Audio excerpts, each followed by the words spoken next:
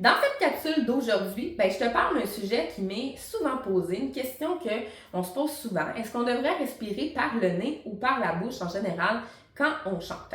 Alors, on va voir ensemble, est-ce qu'il y a une bonne ou une mauvaise réponse à ça? Est-ce que c'est correct si je fais l'un ou si je fais l'autre? J'y réponds aujourd'hui dans cette capsule, donc reste avec moi.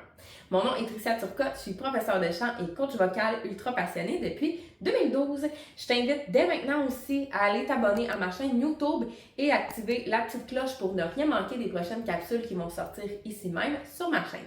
Si aussi tu en as envie, j'ai ma page Facebook Tricia Turcotte, professeure de chant, où j'y mets un peu chaque semaine des trucs et astuces en lien avec le chant. Donc, cette question-là, je la pose toujours à mes coachés la première fois que je les rencontre. Alors, je dis toujours, est-ce que tu respires par le nez ou par la bouche? Et peu importe qu'ils vont me répondre à ça, je leur dis toujours, il n'y a pas de bonne ou de mauvaise réponse, mais il y a des façons plus efficaces de le faire.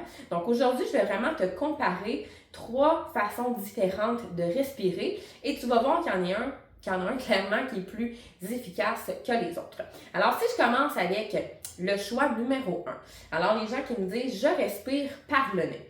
Alors, souvent, c'est vrai, on va le voir un petit peu plus quand on fait partie de groupes vocaux, de chœurs, de chorales. Des fois, on va aller prendre une petite respiration comme ça par le nez.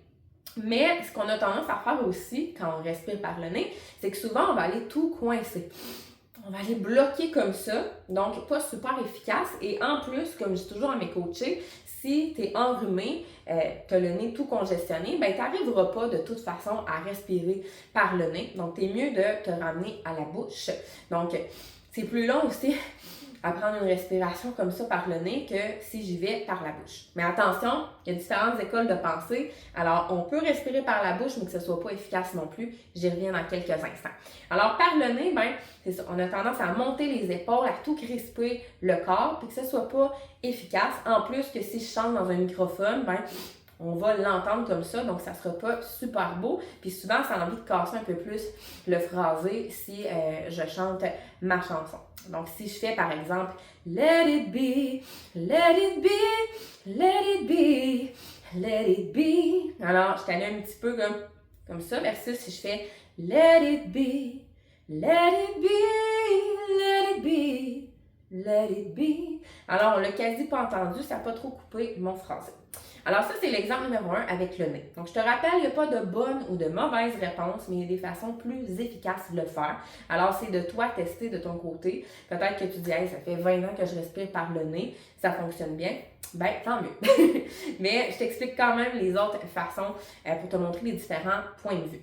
Donc, façon numéro 2. Quand les gens me disent, je respire par la bouche, OK, mais je regarde toujours, est-ce qu'ils respirent efficacement? Parce qu'encore là, si je respire par la bouche et que je fais...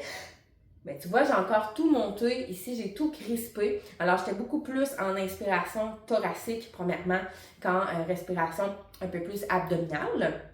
Ça veut pas dire que c'est mauvais de respirer thoracique, mais j'ai tout coincé ici. Puis, qu'est-ce qui arrive? C'est que je vais aller assécher ma gorge quand je fais ça. Si on le teste, on sent que c'est froid. Donc, ça va aller assécher le fond de la gorge, les cordes vocales. Alors, c'est pas super efficace. Et en plus, encore là, si je chante dans un microphone et qu'on l'entend comme ça sera pas super beau non plus. Ça enlève un peu l'émotion et l'interprétation de la chanson si on entend beaucoup ça. Même que des fois, peut-être des chanteurs le font en studio, mais les respirations sont retirées pour pas qu'on entende ça et que ce soit pas beau. Alors, il y a ça. Et en plus, quand j'ai tendance à respirer comme ça, je vais avoir tendance à laisser sortir plus rapidement mon air, fait que ça sera pas efficace et je vais me fatiguer aussi plus rapidement vocalement. C'est pour ça qu'il y en a qui préconisent de respirer par le nez parce qu'ils se disent par la bouche, ça la sèche la gorge, c'est vraiment pas efficace et tout ça. Donc, en ce point-là, ils ont raison. Donc oui, on serait mieux de respirer par le nez si on respire large comme ça. Mais moi, je vais te dire, habitue-toi à respirer avec ta paille imaginaire. Donc ça, c'est la façon numéro 3. Moi, je dis toujours à mes coachés, respire autant que possible par la bouche, mais avec ta paille imaginaire. Parce que dans mes cours, j'essaie toujours de ramener les gens le plus possible à la base. Donc, si je pose la question, quand tu parles, maintenant quand je parle, est-ce que je respire comme ça par le nez? Non, je serais beaucoup plus essoufflée. Et même chose, à moins que je sois vraiment stressée et tout, ou que je sois essoufflée parce que je viens de courir, je respirerais pas comme ça après chaque phrase que j'ai parlé. Donc, ça serait inutile. J'ai besoin de prendre mon air selon, des fois on se dit, hey, la phrase, elle est longue, je dois prendre une grande inspiration et on a tendance à faire soit ou. Mais c'est vraiment pas efficace parce que tu vas avoir tendance à laisser tout sortir en partant, tu vas avoir de la misère à bien doser. Alors que quand je me ramène à la peur imaginaire, ben on ne l'entend pas. Si je chante dans un microphone, on ne l'entendra pas. C'est beaucoup moins froid que si je fais, si tu le testes, on sent plus que c'est comme de l'air chaud plutôt que de l'air froid.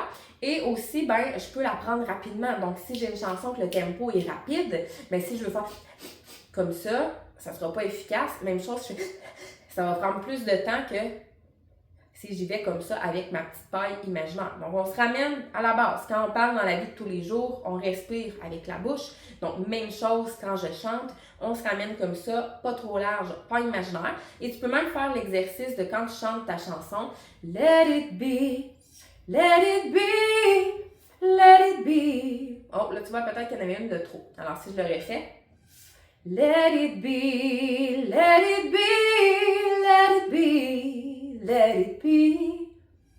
Whisper words of wisdom, let it be.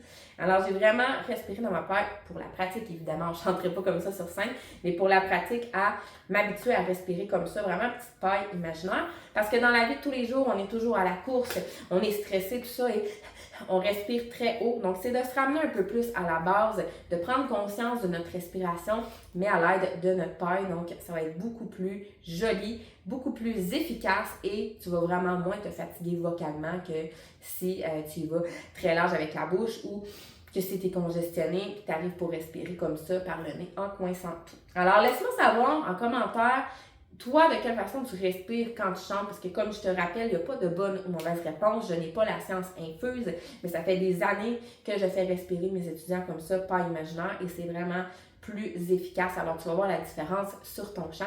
Donc, laisse-moi les commentaires à ce sujet-là. Donc, on se dit à la prochaine pour une prochaine capsule vocale. Salut!